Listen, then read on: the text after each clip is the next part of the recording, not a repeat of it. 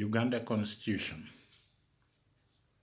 based on movement ideology is fake. The so-called Uganda constitution, which is supposed to be the supreme law of Uganda, is fake. The constitution was made for national resistance movement, which is called the movement, in order to fulfill 50 to 100 years plan to rule the nation based on Republican form of a government with only one powerful player, and that is the movement, and that is the chairman, and that is the president of Uganda. According to the present movement constitution, a youth is someone who is below 35 years of age. You can only compete for the post of the president if you are over 35 years. My brothers and sisters, what a joke. A man or a woman who is 35 years old with 5 kids, you call them youth. Something I don't understand. If you say someone who is 18 years is already an adult, can do whatever they want, then we could say, okay, let's go up to 21 years of age, and we call them youth. I might believe that. They are youth.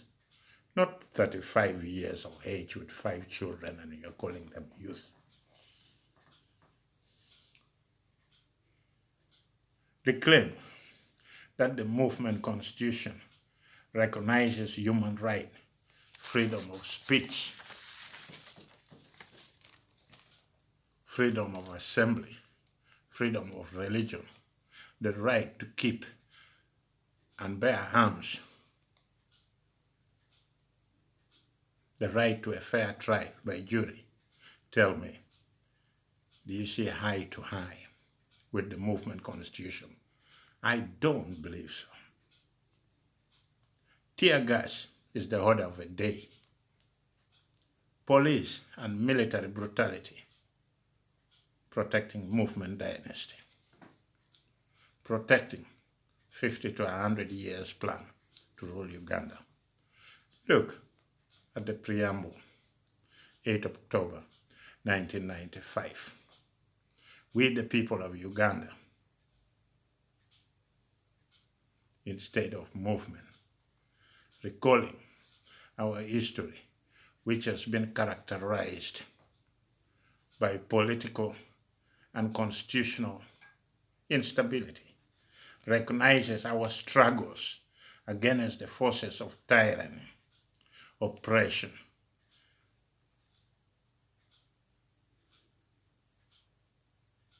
exploitation. What a shame that so many Ugandans being deceived by the few who occupy the office of high command. If you read the constitution of Uganda, then you'll realize that all of us are taken for a ride.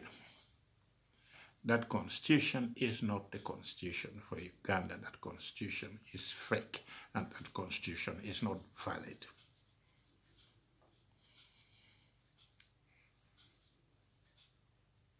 That constitution is set to protect and promote the movement agenda of ruling Uganda for 50 to 100 years and turn it into a dynasty.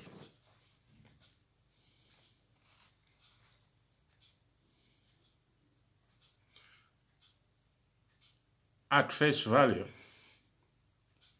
if you look at the movement constitution, you may think that it makes sense. But if you dig deep into the same constitution, it tells you exactly what you don't want to believe in. Those who participated in writing the constitution are members of High Command or members of the movement, or those representing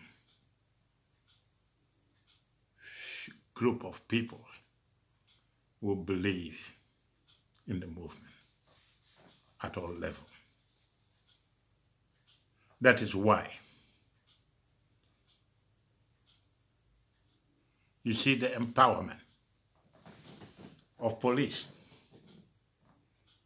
tear gassing Uganda, wherever Ugandans, whenever they want to tear gas them.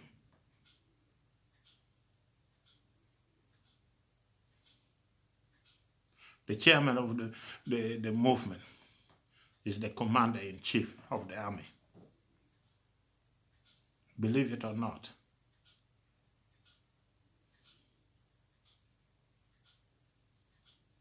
You will never get the chairman of the movement to step down.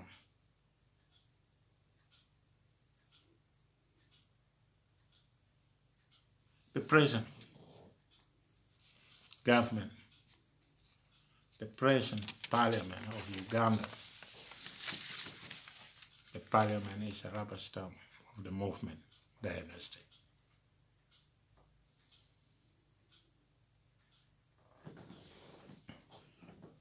When you look at the power,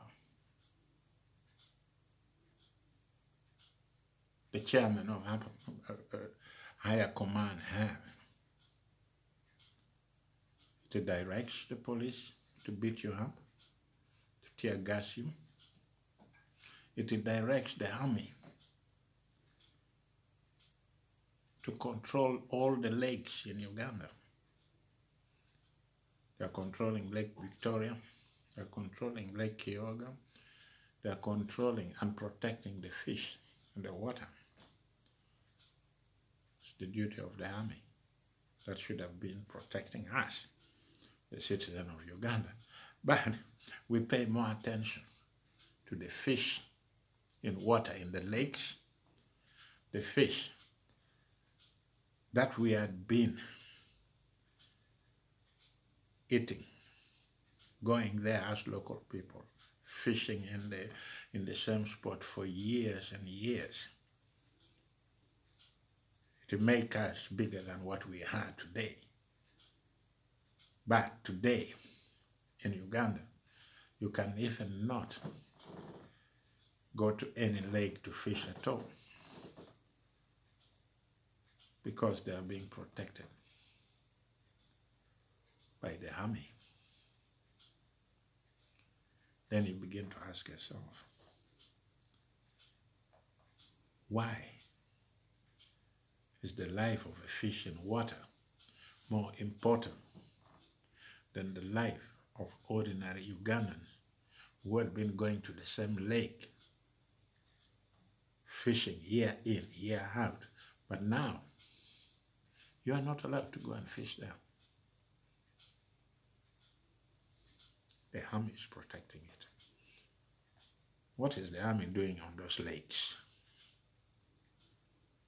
Maybe that is the question we have to start asking ourselves.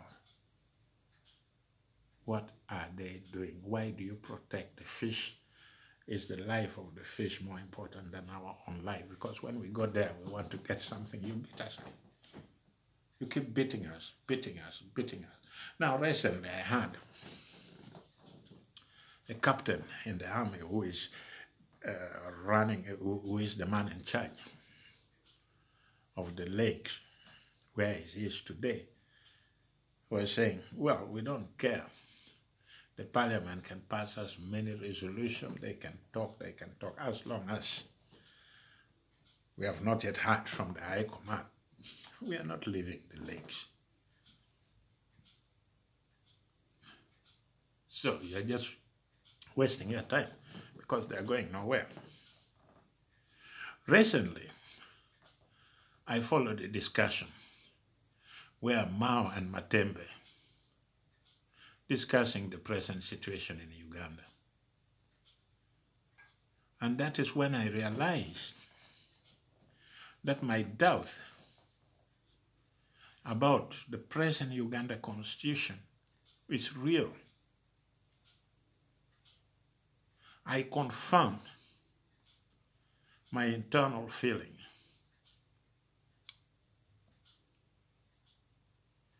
Those who participated in making the constitution at that moment didn't know what they were up to.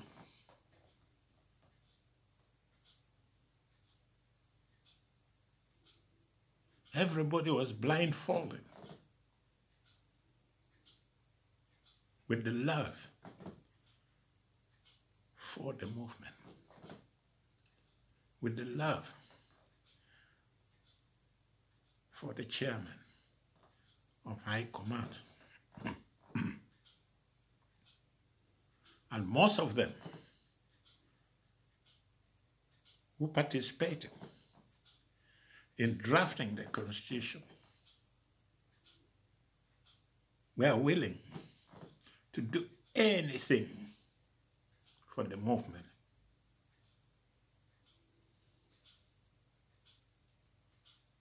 Not knowing that the decision they were making at that moment could turn Uganda upside down. They made capital mistake. Even those who were involved in that process now believe that they were taken for a ride by a group of Ugandans who were representing the High Command, the chairman of the High Command. They were taken for a ride. You sit there, supposed to draft a constitution for the entire Uganda,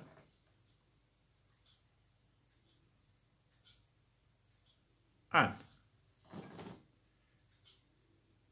you just draft a constitution that turns the chairman of a high command into a junta, a dictator, into someone who has no interest at all for Ugandans,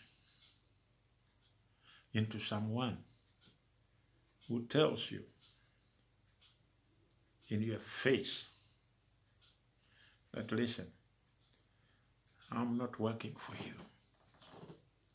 I'm working for myself and my family. To be honest, I would say one word to those who participated in drafting the so-called Uganda Constitution based on movement ideology. You have committed a crime against the people of Uganda. And the people of Uganda are now paying the price for the crime you have committed in endorsing that constitution. The main intention of the chairman of High Command was simple. We fought for our freedom. It is now the time for us to build an everlasting dynasty under the control of the movement for the next 50 to 100 years. At that moment, a plan was born, and they used those people who participated in drafting the Constitution to shape up the movement policy.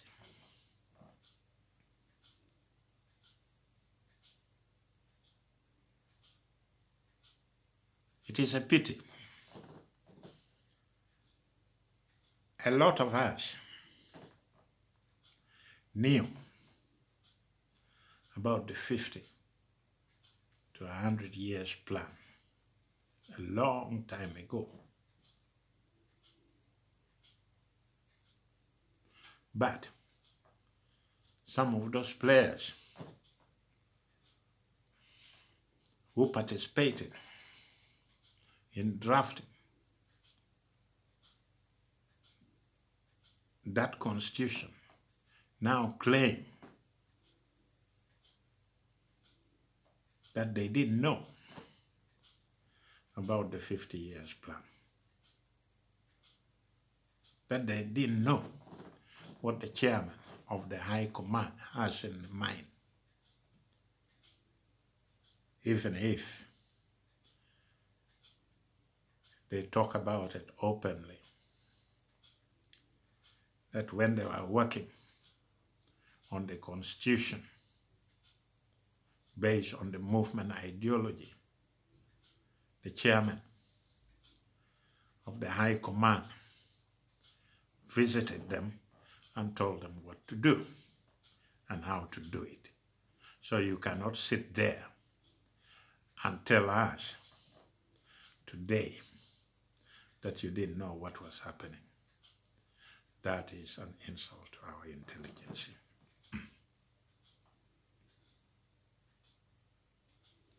You have worked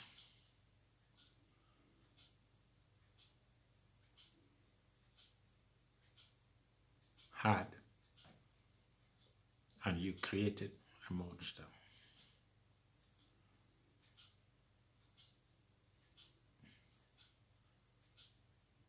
Let's be serious. You see, if those players were asking for apology, for forgiveness from us, the people of Uganda, then you have to be open with yourself. You have to be honest and come out and tell us that, listen, at that moment it was a different time. We tried our best, but we failed. We have made a mistake. Then we can accept that. But at the moment, I don't believe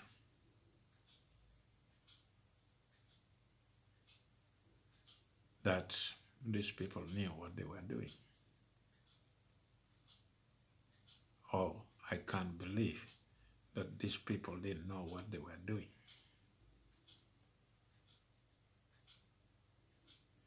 We all know that there are a lot of people who usually want to save faces when things get tough. When things get tough, they want to save faces. Because they know very well that what goes up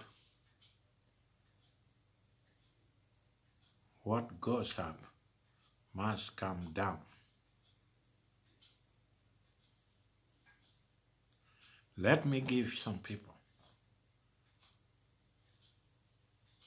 a friendly warning.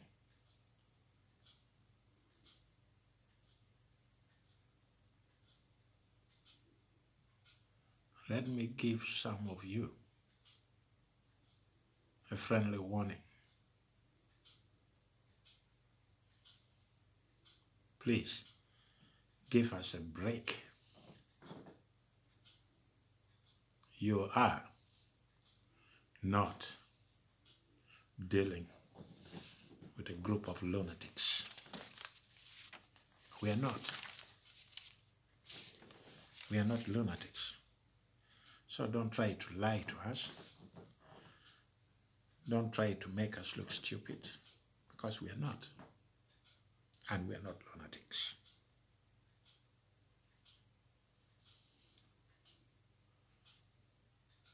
I do believe that most of those who participated in drafting the constitution for Uganda had something else in mind. Maybe there are some who wanted to do the right thing, but they couldn't. Or the entire group has become fake because the truth does no longer matters to anybody in Uganda.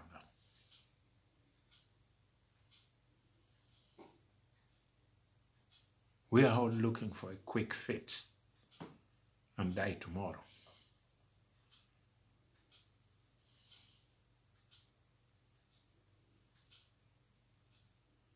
Is the new.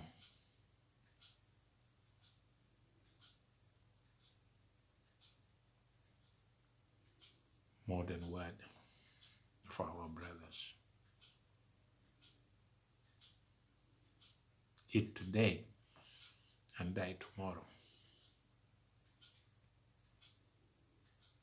As long as you have money line flowing into your account, life goes on. Most of us are paddling through psychological trauma, and we think that by being strong, we can break the cycle. We can break the cycle. That is not true, brothers and sisters. Watch out. You may not come out of that circle if you don't try hard. If you don't try hard like hell, you may not come out of that circle. A few days ago, I had a prominent Ugandan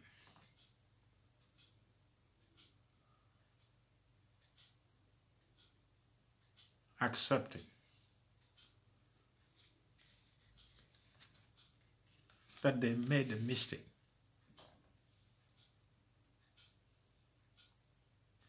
when they were working on the Constitution.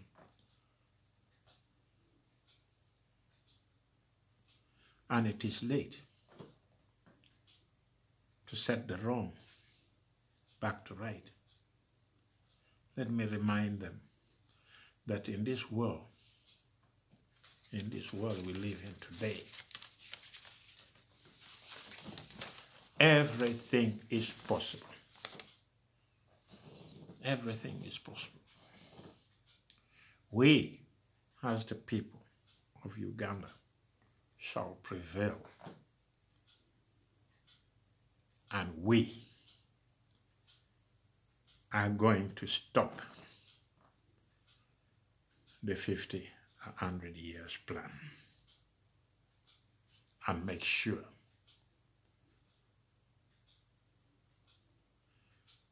all Ugandans get the constitution they deserve. A constitution that is not based on individual plan. And some of those member of parliament who managed to create a monster, and they are now stuck in a dictatorship because of their own creation. You created a constitution that baptized the movement and gave the chairman a key to torture. You created the mess, and we are all swallowing the bitter pills.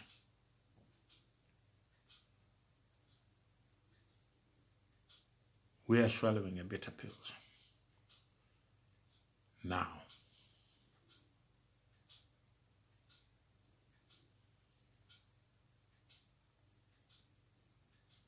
and the people of Uganda keep on making the same mistake again and again and again. You created the monster. Instead of apologizing to the people of Uganda, you keep going back to the people of Uganda and asking them to vote you in, year out, year in, year out. Because you're taking us home to be a bunch of stupid people,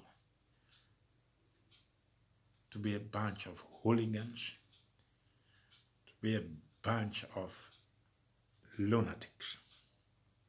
We are not. We are not lunatics. If I ask you that you created dictatorship, didn't you know what you were doing? When you were sitting there in the room and everybody was saying, we are going to draft a constitution for the movement. You were there. You did nothing about it. You didn't know it was wrong. And now you are trying to tell us that it was wrong. And you know very well that you empowered a man, and now you have failed to remove him out of that tower.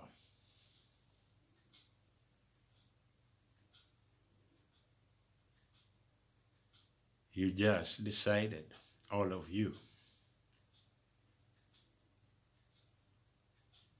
that no matter what happened, you are going to play the game of hide and seek. You talk loud, you criticize everybody, you criticize the government, but at the end of the day, it is the same movement that is paying your salary. It's the same movement that is paying for your hospital bills.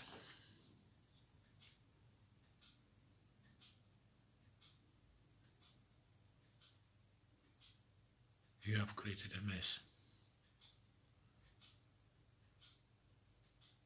And someone else will have to come and clean that mess you have created. That is what happened when you empower one person to be bigger than God, to be bigger than what it should have been. This thing should have never happened. let me tell you one thing. The so-called Uganda constitution, based on movement ideology,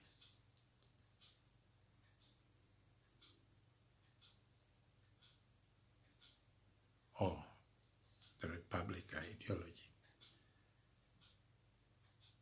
that the president have absolute power is nonsense. If all the political parties begins to make constitution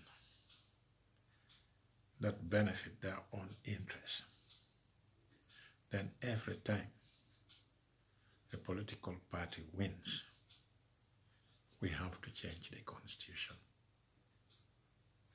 That is something which is not acceptable for many Ugandans. Thank you for listening. Don't forget to subscribe. I'll be back.